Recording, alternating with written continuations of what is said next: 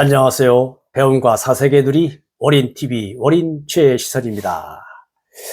논어군자 인문학 에세이 이제 네 번째 시간입니다.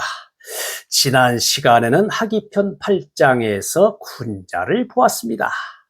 거기에서 군자는 중후하지 않으면 위험이 없다라고 했습니다. 그럼 이번에는 어떤 군자의 모습을 볼 수 있을까요? 먼저 원문을 보겠습니다.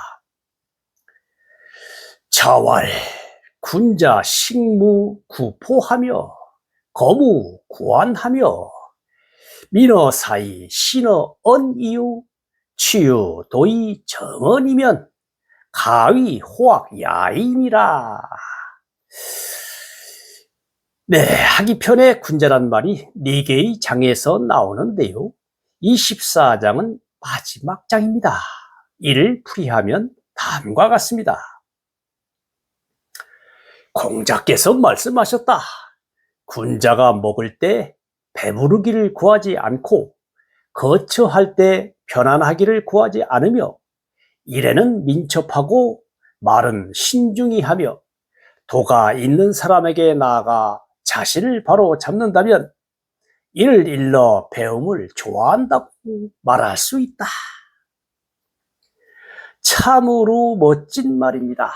군자는 배부름과 편안함을 구하지 않는다. 첫 마디부터 의미심장합니다. 군자는 절자가 필요함을 강조하고 있지요. 이어서 군자의 태도를 말합니다.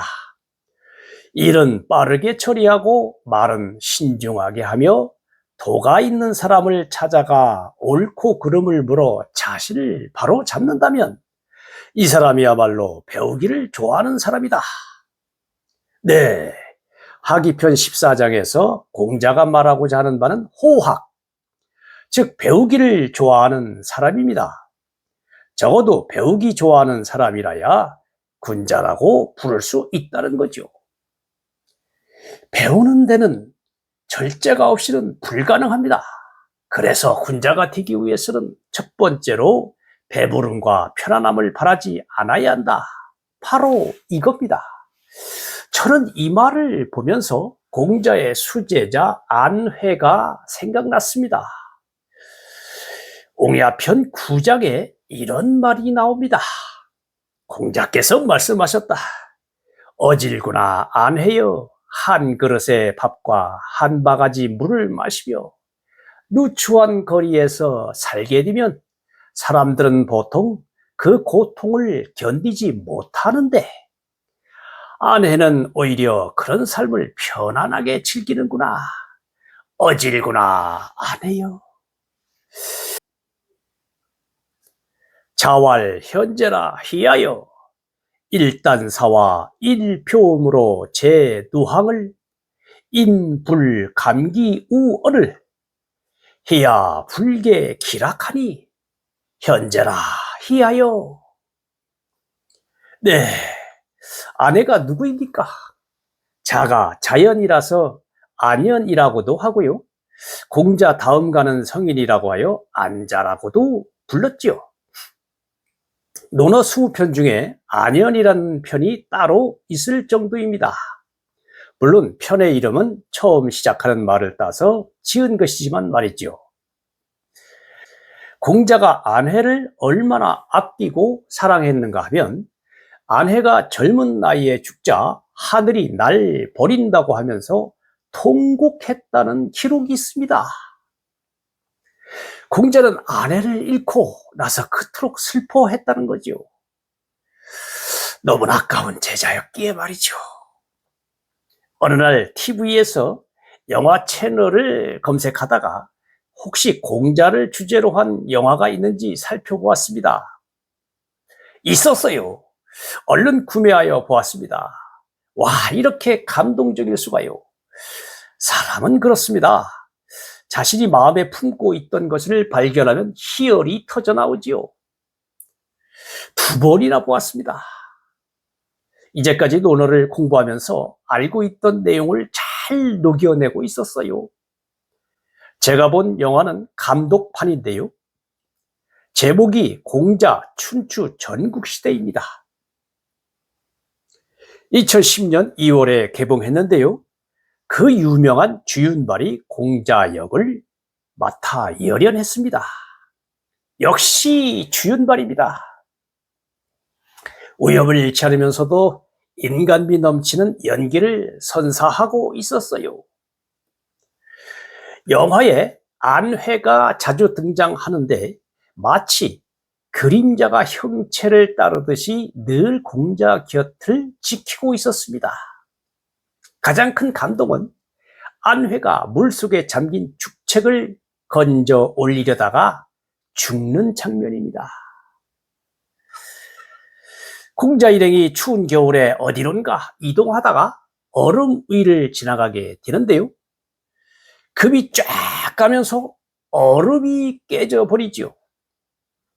수레가 물에 빠지고 수레에 실려있던 소중한 죽책들도 속수무책으로 물에 잠겨버립니다. 다른 사람은 지켜만 보고 있는데 아내는 그냥 뛰어듭니다. 얼음 물속이 얼마나 차가웠을까요?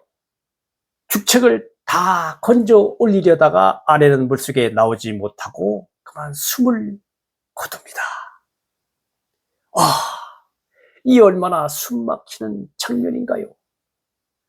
사실 아내가 어떻게 죽었는지에 관한 기록은 없습니다. 영화는 상상력을 동원해서 이런 연출을 한 것 같습니다. 옥야편 2장에 보면 애공과 공자의 대화 장면이 나옵니다. 노나라 애공이 제자 가운데 누가 배우기를 좋아합니까? 라고 물으니 공자가 대답했다. 아내라는 제자가 있는데 배우기를 좋아하여 노여움을 타인에게 옮기지 않고 같은 잘못을 두 번 뒤풀이하지 않았는데 불행히도 명이 짧아 죽었습니다. 지금은 그런 사람이 없고 배우기를 좋아하는 자가 있다는 얘기를 아직 들어보지 못했습니다. 애공이 문, 제자 수기 호학인이 있고 공자 대활 유안해자 호학하야 불천노하며 불이과하더니 불행 단명 사의라. 금야 직무하니 미문 호학 자야 케이다. 이 역시 공자가 아내를 얼마나 생각했는지를 보여주는 대목이지요. 공자는 제자 중에서 배우기를 제일 좋아하는 사람은 안회라고 보았지요. 노나라 군주인 애공에게 이렇게 말했을 정도이니 확실합니다. 안회는 단사표움, 즉 한 그릇의 밥과 한 바가지의 물이면 충분했으니 그야말로 배부름과 편안함을 구하지 않은 군자입니다. 그러면서 배우기를 그렇게 좋아했습니다. 공자도 평생 배우기 좋아했으니 자신을 닮은 아내가 정말 마음에 들었겠지요. 조선시대에 청백리가 모두 217명이 배출되었다고 합니다. 그 중에 황해나 맹사성은 유명한 분이지요. 두 분 다 세종 때의 인물로서 정승을 지내면서도 배부름과 편안함을 구하지 않았습니다. 청백리란 재물에 대한 욕심이 없고 곧고 깨끗한 관리를 말합니다. 후대의 표본으로 삼고자 관리가 죽고 나면 의정부에서 임금의 재가를 받아서 뽑았다고 합니다. 오늘날에도 청백리상이 있고 공무원에게 무엇보다 청렴을 강조하지요. 그러니까 배부름과 편안함을 구하지 않는 것이 곧 청렴이고 그 원료는 논어에 있었습니다. 그러니 논어를 공부할 수밖에요. 하기편 14장에서 한 가지 더 눈에 띄는 것이 있습니다. 호학, 즉 배우기를 좋아하는 기준에 도가 있는 사람에게 나아가 자신을 바로 잡는다면 이라는 구절이 있습니다. 이 말이 참 의미가 있지요. 언뜻 불교의 대승경전인 화엄경 입법계 품에 나오는 선제동자 이야기가 떠오릅니다. 선제동자는 진리를 얻기 위해 53명의 선지식을 찾아다니지요. 선지식이란 깨달은 스승을 말합니다. 여기서 말하는 도가 있는 사람이란 이 선지식을 말하지 않을까 싶습니다. 스스로 스승을 찾아가 묻고 점검을 받으며 자신도 깨달음의 길로 나아가는 겁니다. 이렇게 해야만 군자가 될 수 있고 부처가 될 수 있다. 공자는 붓다보다 조금 후대의 사람이지만 어찌 생각하는 것이 이렇게 닮아 있는지 모르겠습니다. 이번 시간에는 하기편 14장에 나오는 군자 네 번째 이야기, 군자는 배부름과 편안함을 구하지 않는다를 살펴보았습니다. 원문을 성독하고 풀이를 다시 음미해 보겠습니다. 자왈 군자 식무 구포하며 거무 구안하며 민호 사이 신원이요 지유도의 정언이면 가위 호학 야인이라. 공자께서 말씀하셨다.